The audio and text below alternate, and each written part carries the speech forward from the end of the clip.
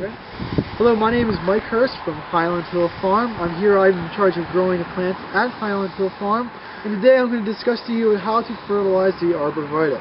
First off, before we do any fertilizer, we have to identify what kind of plant this is. And just with about all Arborvitaes, they are considered to be an indeterminate plant. An indeterminate plant means that it can grow any amount of growth it can sustain in this growing season based on the environmental conditions that it is in. For example, if it's in a drought, it won't grow as much as if it was raining about once every week. When we start fertilizing, we use something called Osmocote, which is this stuff right here. This is a pelletized slow-release fertilizer, and our concentrate is 17-17-17. When we apply the fertilizer, we just dump it into our hands, kind of just like this. And we go over and we just do a light application just to the surface of the plant, just kind of like that. We don't need to put a lot on because there's enough in here for the plant to survive. And we just spread it around just like that. Not a lot. If you put too much on there, you risk burning the roots with salt burn, or a lot of times it just leaches away and ends waste product. With fertilizing plants, it is important for greenery and for growth, but predominantly the number one factor that plants have for growth is the amount of water, either too much or too little. So fertilizer is a good start, but watering is much more important. If you have any other questions, please contact us at 215-651-8329.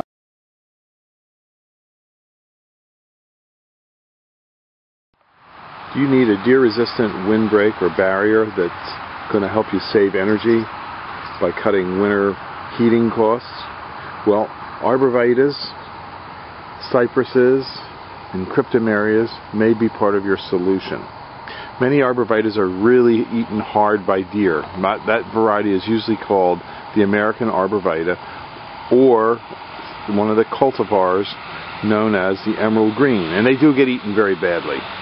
But some cultivars don't get eaten as much, and this is one of them. It's a cultivar called a green giant Arborvitae. It's a very fast grower, and the deer don't like it because it has a bitter taste.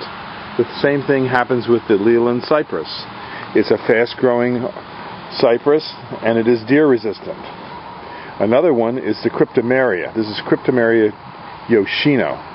It offers very good deer resistance. Now, these plants are really good for windbreaks and barriers because they grow exceptionally fast. They can grow 3 feet a year. And again, we have different varieties. This is a green giant. Now, this is another type. This is called the Western Red Cedar Zebrina.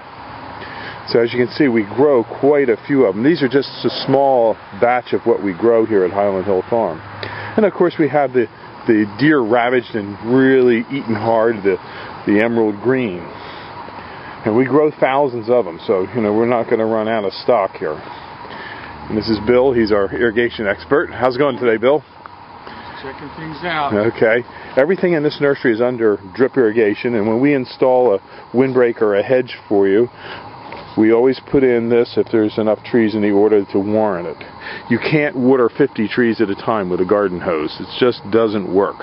And the survival rate increases dramatically when you use this drip irrigation line. So we include that in most of our jobs for free because we want to make sure the trees grow for you.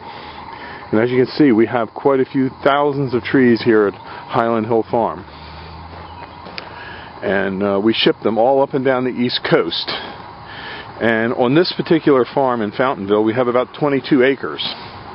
And as you can see, all the trees are very nice and uniform. We try and have a uniform product for people. And these are some larger green giants in pots.